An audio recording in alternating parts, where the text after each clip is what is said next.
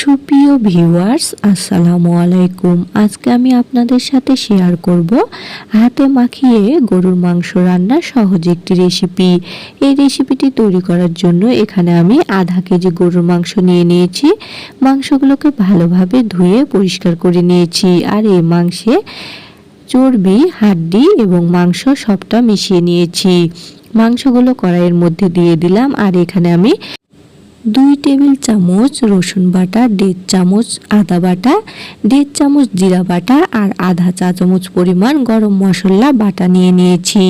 এখানে আমি সবগুলো মশলা পাটায় বেটে নিয়েছি। আর এখন আমি সমস্ত উপকরণ মাংসের মধ্যে দিয়ে দিব।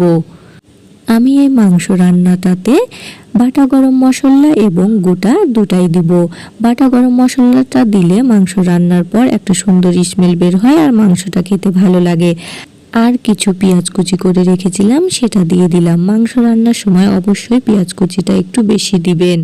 আর 3টা শুকনা মরিচ, কিছু তেজপাতা আর এখানে সাদা আর কালো এলাচ দিয়ে দিলাম। মাঝখান দিয়ে এলাচগুলোকে আমি ফেটে নিয়েছি। আর কিছু গরম মশলা, কিছু লং আর কিছু গোলমরিচ নিয়েছিলাম, সেগুলো এখন মাংসের মধ্যে দিয়ে দিলাম। আর এখন সবগুলো উপকরণ দেওয়ার পর স্বাদ অনুসারে লবণ আর 1 চা চামচ পরিমাণ হলুদ গুঁড়ো, 1 চা চামচ পরিমাণ মরিচ গুঁড়ো আর এখন পরিমাণ মতো আমি তেল দিয়ে দিলাম। তেলটা আপনাদের পরিমাণ মতো দিবেন, যে যেমন তেল খেতে পছন্দ করেন সে অনুপাতে দিবেন। আর গরুর মাংস রান্নার পরেও তো কিছুটা তেল বের হয়। এখন আমি সমস্ত উপকরণ দেওয়ার পর হাত দিয়ে ভালোভাবে মাখিয়ে নিচ্ছি। এই পর্যায়ে মাংসগুলো হাত দিয়ে যত ভালোভাবে মাখবেন, মাংস রান্নার পর স্বাদটা তত ভালো আসবে। এখন আমার মাংসগুলো মাখা হয়ে গিয়েছে। এখন আমি প্লেট ধোয়া কিছুটা পানি দিয়ে দিলাম।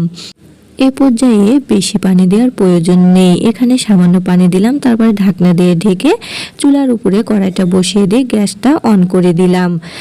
ঢাকনা দিয়ে ঢেকে দেওয়া 10 মিনিট পর ঢাকনা উঠিয়ে এখন আমি মাংসগুলোকে নেড়ে দিচ্ছি।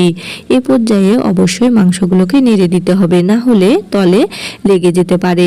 এগুলো নাড়া হয়ে গিয়েছে। এখন আমি আবারও ঢাকনা দিয়ে এগুলোকে ঢেকে কিছুক্ষণ রান্না করে নিব।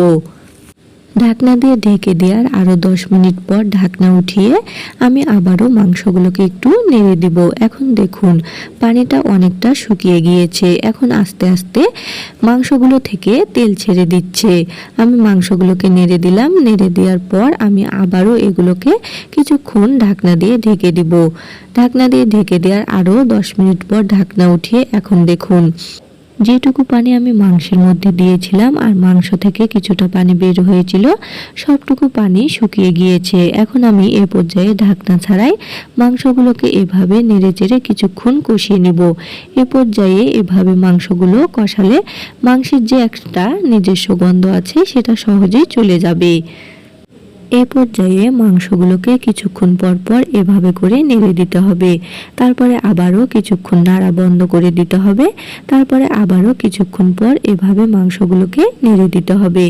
এভাবে করলে মাংসগুলো তলে পুড়ে লেগে যাবে না, সহজে মাংসগুলো কষানো হয়ে যাবে।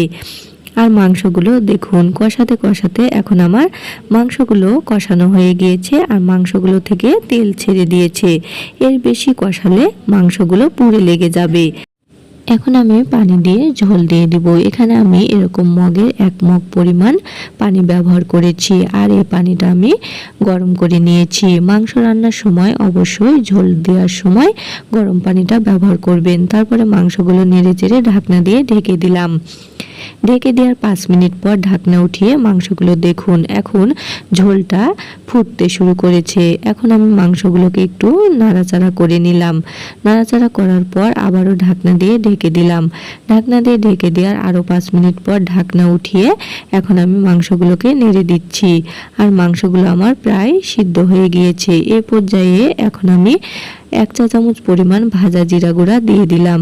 এ পর্যায়ে ভাজা জিরা গুঁড়াটা দিলে মাংস রান্নার পর একটা সুন্দর স্মেল বের হয় আর খেতে ভালো লাগে। তারপরে নাড়াচাড়ার পর ঢাকনা দিয়ে আবারও ঢেকে দিলাম। আরও 15 মিনিট পর ঢাকনা উঠিয়ে এই দেখুন মাংস রান্নাটা একদম আমার কমপ্লিট হয়ে গিয়েছে। আর ঝোলের পরিমাণটা আমি এরকম রাখবো। এখন আমি চুলা অফ করে ঢাকনা দিয়ে ঢেকে কিছুক্ষণ দমে বসিয়ে দিলাম। 10 মিনিট দমে বসানোর পর এখন ঢাকনা উঠিয়ে এই দেখুন মাংসগুলো একদম পারফেক্টভাবে রান্না হয়ে গিয়েছে। আর এখন আমি এগুলোকে একটা বাটিতে পরিবেশন করব। আমি মাংসগুলো পরিবেশন করেছি। মাংসগুলো একদম পারফেক্টভাবে সিদ্ধ হয়ে গিয়েছে আর মাংসগুলোর একটা মজাদার লোভনীয় কালার এসেছে। ভিডিওটি ভালো লাগলে অবশ্যই বেশি বেশি লাইক, কমেন্ট এবং শেয়ার করবেন। সবাই ভালো থাকবেন। আল্লাহ হাফেজ।